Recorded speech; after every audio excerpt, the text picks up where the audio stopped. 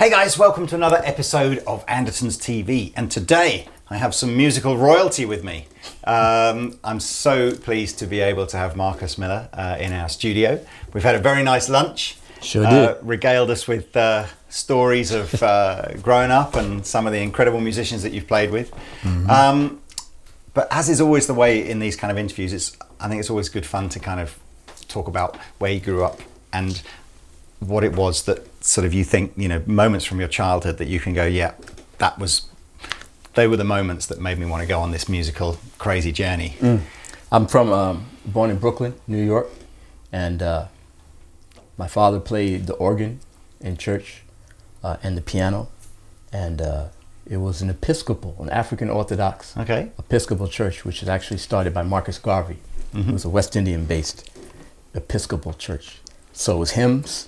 My father played the pipe organ with the pipes and the stops and the double keyboards and the pedals and all that. So it was a very musical family, my father's.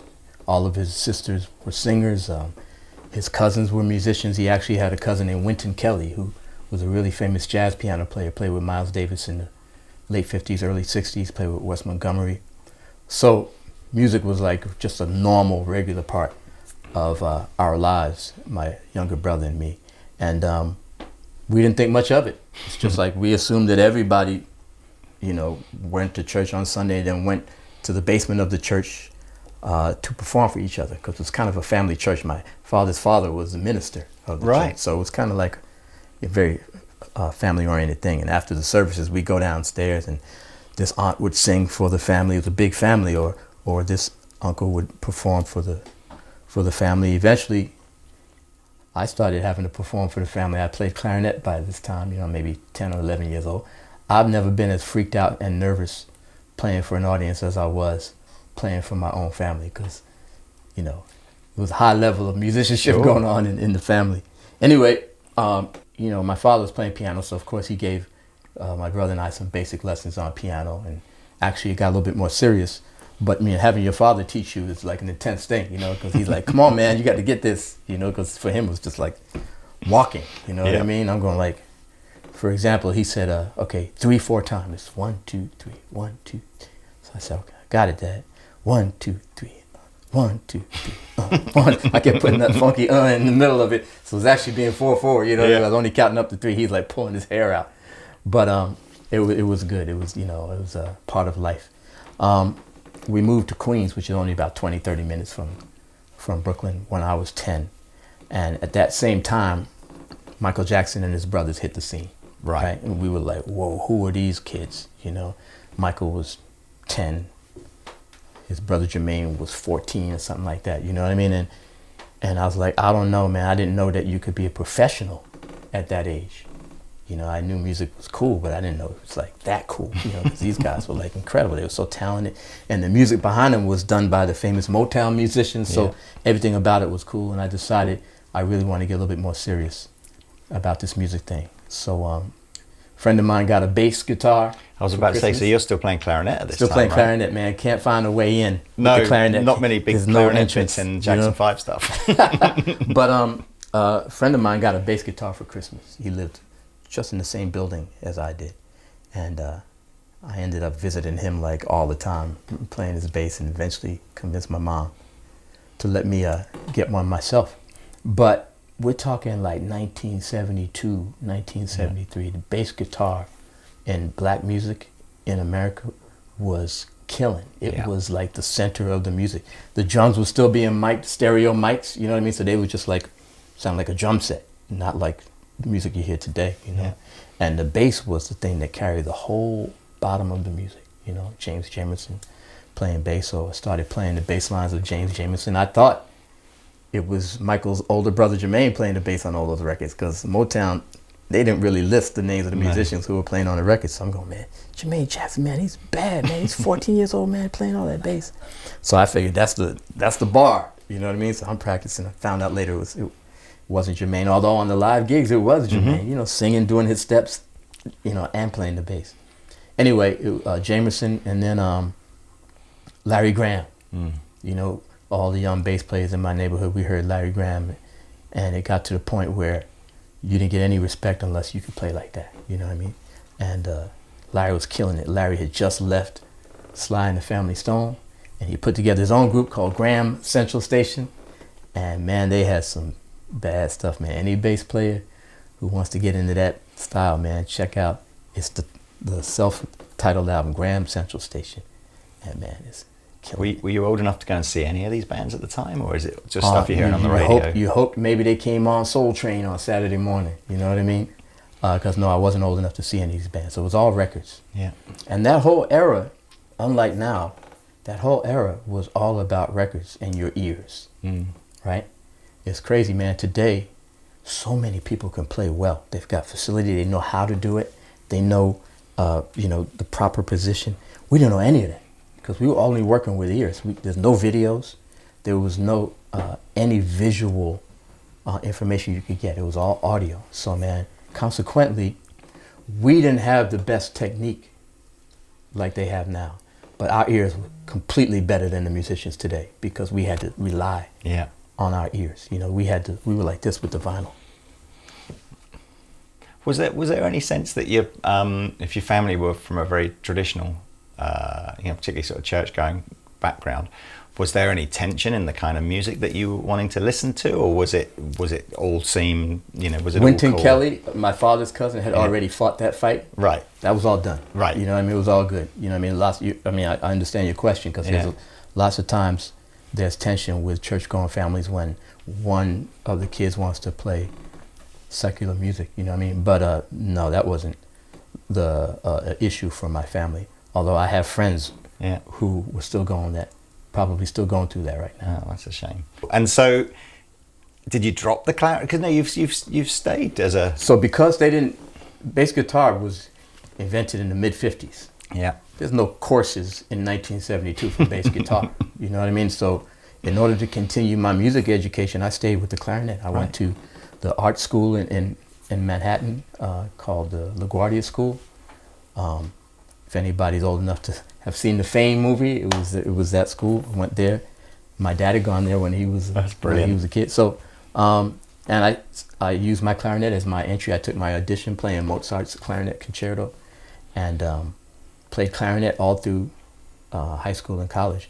But I played bass on the side. So I was learning like music theory and all the kind of how to read music and all that in school, and then I was learning all the other stuff in the street, playing in dance bands and all stuff like that. Was the clarinet your sort of gateway into jazz then? Because I can't think of the clarinet, apart from classical music, I can't really think of a... Yeah, no, the clarinet for me was straight classical. Right. But what happened was I got into jazz when I was in high school. A gentleman named Kenny Washington, who was my classmate, introduced me to jazz, and it was that one little era in jazz where they were using bass guitars. Yeah. Bass guitar was like the instrument that you used to be contemporary. So Sonny Rollins had an electric bass player named Bob Cranshaw, Herbie Hancock was using electric bass, Miles was using electric bass. So electric bass was really in style even for jazz. Yeah. So it didn't occur to me that the bass guitar was an inappropriate instrument for jazz. And the Jaco Pastorius came around and Stanley Clarke. So, I just played jazz on the bass guitar. I was doing bebop gigs with the old bebop musicians in Manhattan, and they look at me funny when I walked in there with the bass guitar, But I figure as long as I'm swinging, they'll accept what I'm doing, So that's how that worked. Tell us the story. You had another friend at college that went on to be a pretty successful drummer as well. So. Oh yeah, well in high school, Omar Hakim was my classmate, and this dude was so good in high school. I never heard a drummer play like he played exactly like he plays now in high school. Now I know that's not true. I'm sure he's better, but to my ears, which weren't that sophisticated in high school, he may as well been playing like he plays now. You know what I mean? And he was connected, he was tied in, he knew all the musicians in our area. I knew only the guys in my little kind of couple of blocks area at that time. And Omar, who was from the same neighborhood, it's called Jamaica, Queens, he knew all the guys in Jamaica, and he introduced me to guys who are still my lifelong friends. These musicians who were like so talented. There's a trumpet player named Tom Brown, piano player Bernard Wright, Donald Blackman, Alvin Fleiss. It was really an incredible community of musicians right in that era, like late 70s. And we played jazz, we played funk. You know, if you were only a jazz guy, that was okay. If you're only a funk guy, that was okay. But if you played it all, then you could hang with us, you know. So that was very cool. And Omar was the guy who kind of introduced me to that world. Was that was it pretty obvious then by this time that you know that was the career path that you were going to take, or was there still some, you know, pressure to do other studies and have a backup My parents plan? were big education parents, and of course they wanted me to get an education, get a college degree, and that was always my intention. You know, although very early on I knew I was going to be a musician, like from 14 years old, which made it a lot easier than a lot of kids in high school who are trying to figure out who they are, trying to figure out what college they should go to, what's the most appropriate way to go, because I don't know what I want to be yet. You know, I'm a musician, you know. I actually was going to go to the conservatory on clarinet. And during that summer before the conservatory, I said, maybe that's not the best idea, you know. I had an afro, I had bell-bottom pants and high-heeled shoes, and the classical clarinet, it just didn't look right. Yeah, you'd have been standing out in some symphony orchestra somewhere, wouldn't you? Trying to audition, hoping they had behind the curtain auditions, so they wouldn't like go, oh, okay, that don't look right, you know. But I think you made the right decision. Yeah, yeah, but knowing that you're a musician, it took a lot of stress out, you know what I mean, of like all those choices. Yeah. But I was gonna go get a music education degree, you know what I mean. That way, if music didn't work, I'm still gonna stay in music, you know. My dad was a musician. It wasn't that difficult.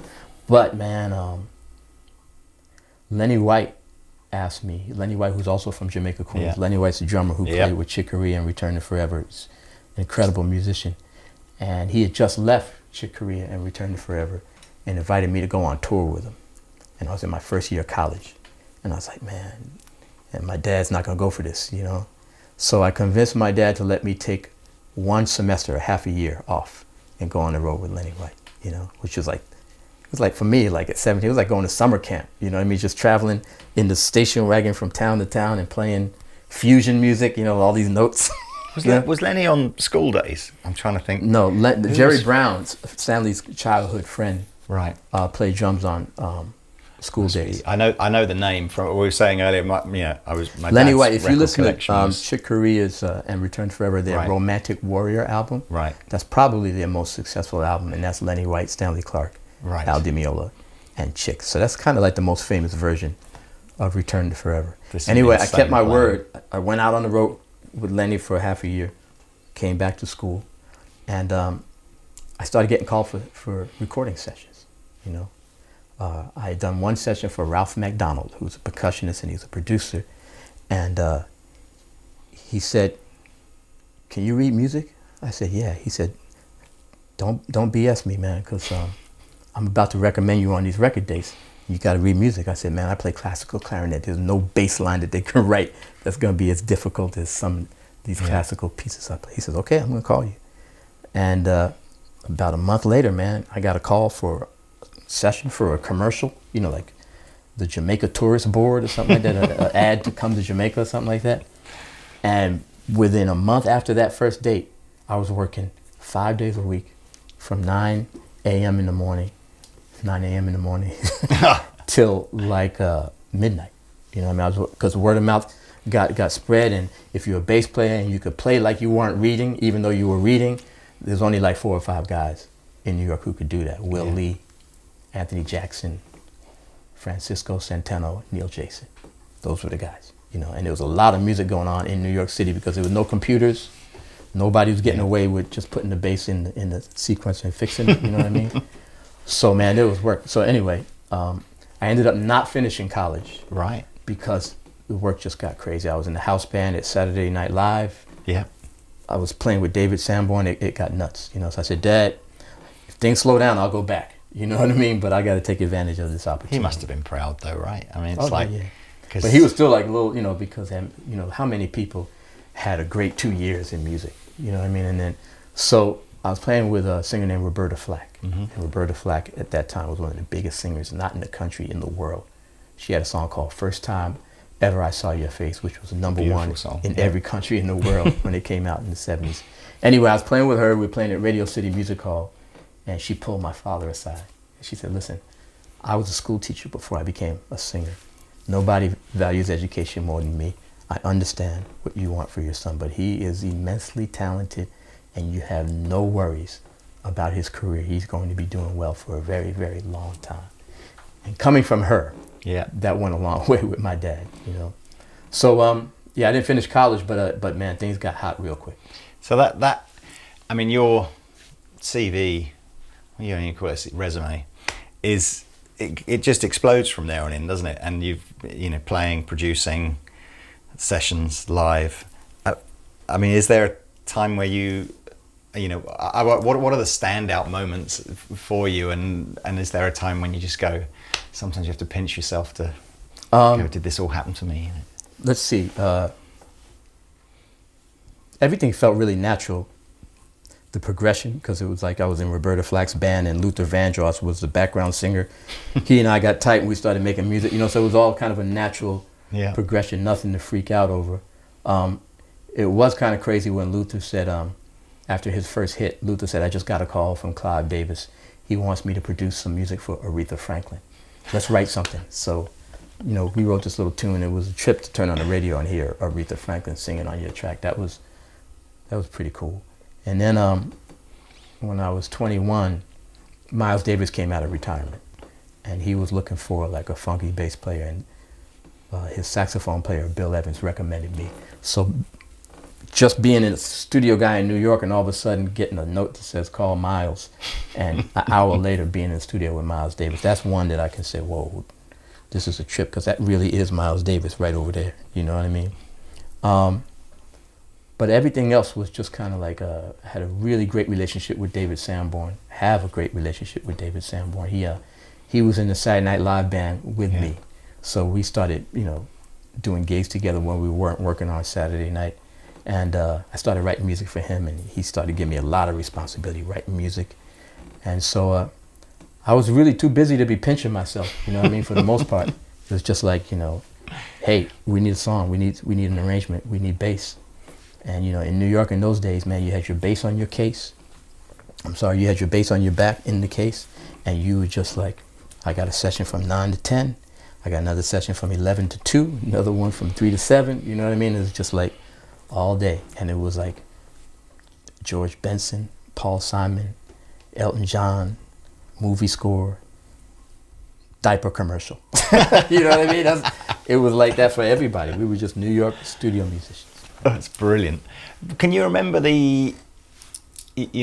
what was the journey that you were on in terms of gear-wise, and also as well, where did your love of kind of the production side of things sort of come from? Well, in terms of the bass and gear, because I was a studio guy from really early on, the amp wasn't really a high priority. Because by that time in New York, for a long time in New York in the 60s, every studio had an Ampeg B15. Mm-hmm. And that was like the kind of standard, and the engineer wouldn't even ask you. He would just plug your bass into the B15, mic it, probably take you direct. But by the time I started doing sessions, they had eliminated the B15. They were just taking you direct. Yeah. You know what I mean? So there's a guy named Roger Sadowski, and he had come to New York from Philadelphia, where he's from. And Roger said, listen, he'd been working on my basses, fret jobs and stuff like that, and doing everybody's basses in New York. And he said, I'm starting to install preamps in some of the guys' basses.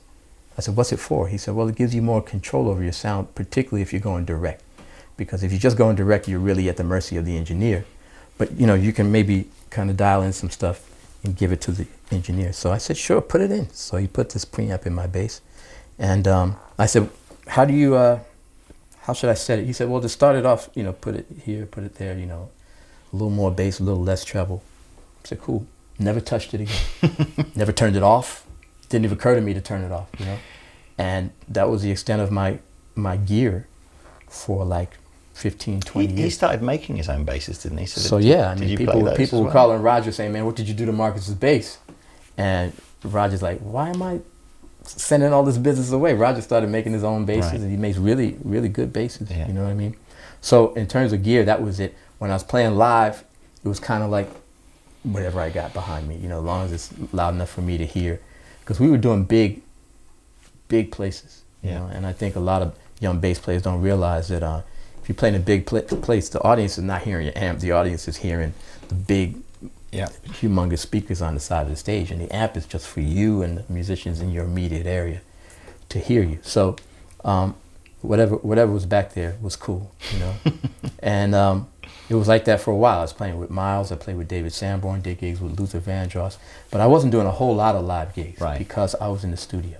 What happened was I was writing music for guys like Luther and David Sanborn and Miles Davis, and they started inviting me to the mix. And they said, look, you wrote it, you arranged it, come to the mix to make sure this thing comes out the way it's supposed to. And from that point, the next time they say, hey, we need you to produce. You know, so it's a very natural progression.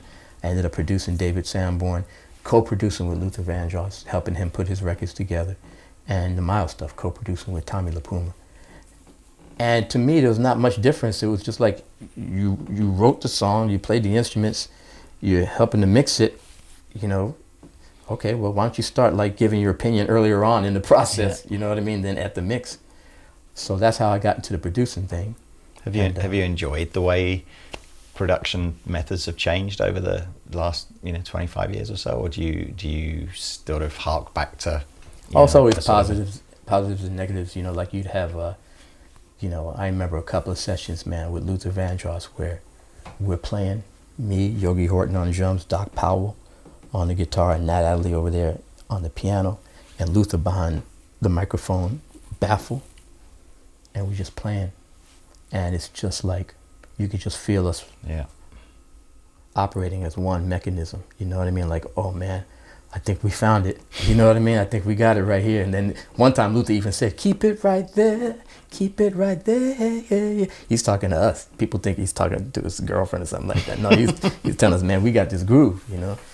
And then he didn't mute the mic for the mix, he left it in there, and it sounds beautiful. But the point I'm making is that, man, just coming up on something together where, you know, Luther sang something and Doc would play a little fill-in and I drop something in there, you know, all together. There's no feeling like that. So when we started adding instruments in separately, you know, when the technology allows you to do the drums, the drum machine, and then have somebody add stuff, you lost a little something, you know. On the other hand, you know, sometimes we couldn't find it, you know what I mean? Sometimes the song started off right and then we lost it, you know. Now with sampling, it's just be like, hey, take those 4 bars that y'all started with and loop it, and you'll have a good feeling throughout the song. You couldn't get a funky record back in the day without a funky drummer. Not everybody had access to a funky drummer or a funky bass player. So consequently, there's only a few places where you could get the real funk, you know. Then all of a sudden, people began to sample stuff. People began to take a Bernard Purdy or a Zigaboo or whoever the funky drummer they liked, they could sample it. And so everybody had access to the same thing. So it kind of took the exclusivity of what could be done because you have a certain talent. It took that away. So that's a positive and a negative. Have you been sampled? Yeah, I've been sampled, but I was kind of like... Does it bother you? No, I kind of got onto it, you know what I mean? Right. Like Eric Persing. Eric Persing is the guy behind Spectrasonics. Spectrasonics is one of the biggest sampling library companies in the world, and he took me to lunch early 90s. He said, this is where it's going. Sampling. Keyboard players have access to everything. I want to sample your bass. You, Abe Laboriel, and John Patitucci. And I'm going, really? Is this going to work? Am I going to lose work? Yeah. He said, man, if they need you, they need you. There's no sample that can do it, you know? And so I said, let's do it. You know, I played every note on the bass as long as it would ring. Halfway through, I wanted to quit because it's the most boring thing ever, right? Boom. And he wanted 3 velocities. So I had to play each note 3 times with different velocities. I wanted to pull my hair out. Anyway, got through it, and it was like really tremendously successful sample CD. One of the first ones called Bass Legends. And so man, look, I'm writing music. I'm trying to get a tune finished to send to somebody. Rather than stop what I'm doing and go find my bass and tune it up, I call up the Marcus Miller Bass Legends and use it myself, you know what I mean? So it's convenient, you know what I mean? And it didn't bother me. I had moved away from doing sessions by that time anyway, right. You know, so it was cool. So, and what was it when, at what point was it that you decided you wanted to start doing your own, you know, put your own band together, maybe not be the sideman? Miles died. Right. And who are you gonna play with after you play with Miles Davis? You know what I mean? That's a fair point. Where are you gonna go? You know what I mean? So I said, right when he passed, I was like, I guess it's time for me to start doing stuff on my own. You know. So if you hear my first record after he passed, you can hear the sounds and the compositional style that I had been using with him. You know what I mean? That I had kind of come up with for him, and that was how I got into it. You know. Is that the pinnacle still for you in terms of your ability to play on records? Is it Miles Davis he'll always go down as, you know, I can imagine lots of musicians would probably. Oh yeah, but you know, the stuff we did for Luther, I'm equally Right. proud of. You know, stuff we've done for David Sanborn, you know, and Aretha and Shaka Khan, you know. But you know, in that realm of improvisational kind of the lineage of Miles Davis, that's absolutely a big thing in my life, you know. I can imagine. I mean, we're obviously your career. You know, we've only talked about even just a small number of the artists that you've worked with. It is a phenomenal career, big back catalogue of work. But I kind of want to jump a little bit further forward in the sense of just sort of going. So you know, there must be some inner, I don't know, engineer, tinkerer inside you that's kind of like, I want to know more about how bass guitars and bass amplifiers and speakers and stuff work. And I see you've got your own pedal with the Rodenberg. So was that always bubbling along underneath, or was that something that later in your career you started to take an interest in? Later in the career, because for me, early on, I was like, all those guys who fool around with knobs and basses and changing basses for every song, it's just a waste of time. You know, it doesn't make them play any better. You know what I mean? That's probably not completely true, but that's where I was at. You know, and in New York, you know, in LA, the session musicians, they had cartage guys. They had guys with vans who would take their whatever they wanted from one studio to the other. And all the studios were on the ground floor, so the cartage guys would just pull up to the door and bring. In New York, you couldn't do that. You know, first of all, the cartage guy would never get out of traffic, and then he'd have to go up to the 33rd floor where the studio was. So consequently, New York studio musicians, you found a bass that could do everything. You found one bass that's going to get you through everything you need. So most of the guys carried a Fender Jazz bass. Some carried a Precision, and that was it. Mm-hmm. You know, first of all, there weren't that many available like there are today, but still, you carried a bass. You know, I knew that I could basically get through everything I needed to get through between the technique and the bass pickups. When I started kind of slowing down and thinking about what I've been doing and listening to the sound, that's when I started really starting to pay attention to what was going on. The strings, you know, I started using these DR strings that were really good for me for a while, and Fender made a bass model, you know, like a Marcus Miller model for me, and I started getting into it, and then I fell in with SWR amps. Yep. You know, Steve Robbie, and that was cool, and then I moved to EBS, which is also a great amp, and then settled in with Mark Bass, you know, who blew my mind because I didn't think he could make the kind of amp that I needed, but he really surprised me. And then after the Fender thing, I've been with Fender for 18 years, and these guys from Korea approached me and said, hey man, we can make a bass that's the same quality as your Fender, but we're only going to charge like $400 or $500. We're talking in dollars at the time. I said, yeah, right. And then I played the bass. I said, whoa, man, this is cool. And then I said, oh man, I wonder if this thing had a 60s neck, what it would feel like. I was half talking to myself. Yeah. Next thing I know, they present me with the bass. I said, oh, I got to be more careful about what I say because these guys are serious, you know? Yeah. And, you know, what they presented me with was, look, we want you to maybe get behind this bass that can be for students, because young people, you know, these basses are getting expensive, the quality ones. We want to give kids a bass that, you know, they can start off with, and they don't have to switch as soon as the year's over and they finally learn how to, they finally realize that the bass isn't in tune, you know what I mean? And so I went to Fender and said, hey, I want to do this little student line, you know what I mean? What do you think? And they go, if you know, don't worry about it. We won't even change your contract, just do it. And about 6 months later, Fender called me, man, this Sire bass thing is going to be so much bigger than you think, and you got to make a decision, you know? And I had been with Fender for like 18 years. Yeah. I said, yeah, you know what, I'd like to try something different, you know? So we introduced the Sire bass, and man, it went bananas. like because the quality was so good, you know what I mean? And even people who had a bass that they loved said, I'll buy a Sire too, you know? I play 5-string, but I'll buy a 4-string. I play 4-string, but I'll buy a 5-string without making a huge, you know, financial investment. And so many people are calling me up, man, saying, thank you. So it's really a phenomenon. Is there anything, you know, as the range has developed over the last 2 or 3 years, are you know, do they regularly send you the sort of, you know, change? You know, check changes? This out, yeah, all that kind of, or is it you saying to them, or you know, a little bit of both? You know what I mean? Like, hey man, can I get one with a different pickup spacing, right? Or you know, can I get one with a different shaped neck? You know what I mean? You know, this feeling in here. Yeah. You know, it's hard to explain, but it's really important to a bass player. You know, like absolutely. What you feel. So I'll make suggestions, and then they'll go, hey man, we got an idea for this bass, PJ. You know what I mean, or something else. Check it out.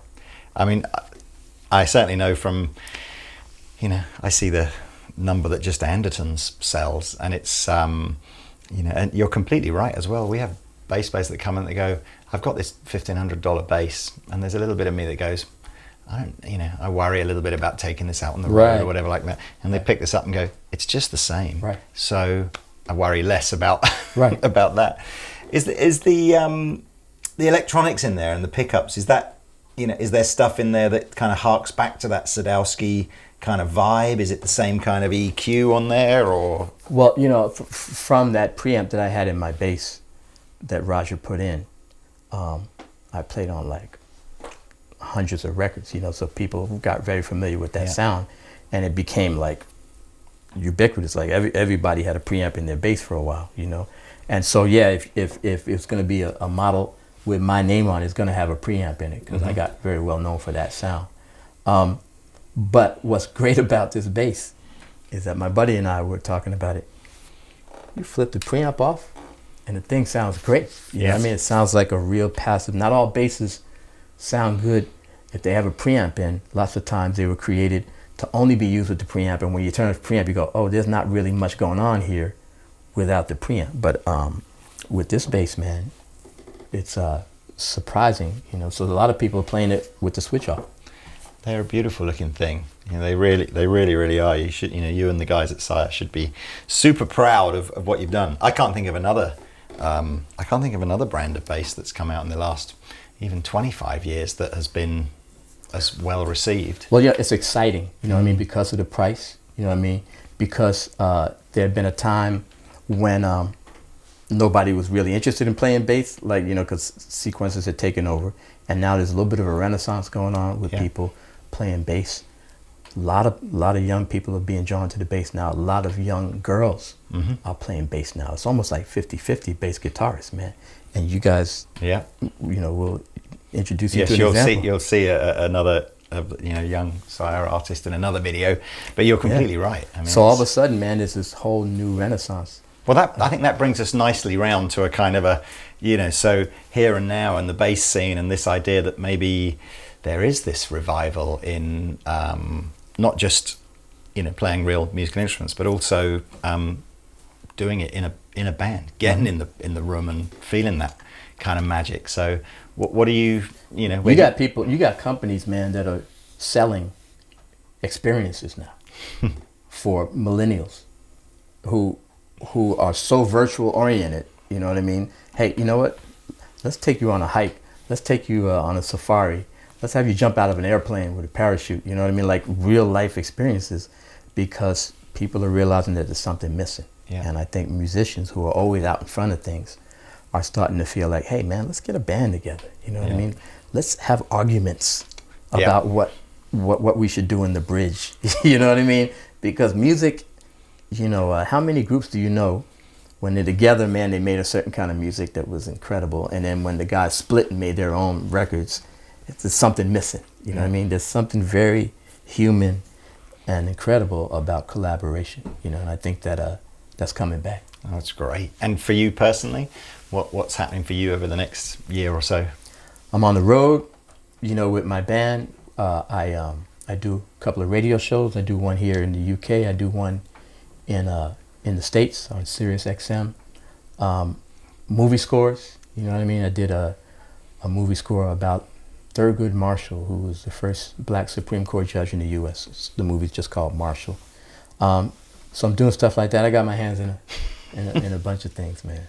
Well, keep coming up with good ideas on the Sire front and the Mark Bass stuff. It's been an absolute pleasure having you in. Thank you so much.